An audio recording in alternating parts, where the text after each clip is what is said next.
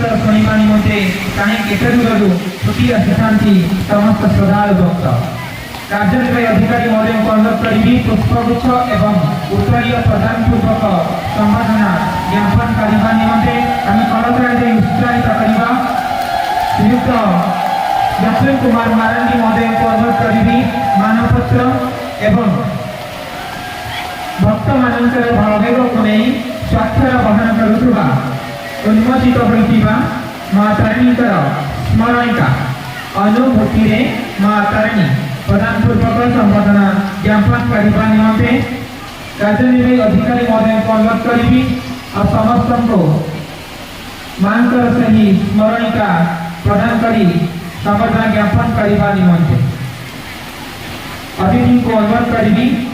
मंच तलपसी से अवशिष्टांश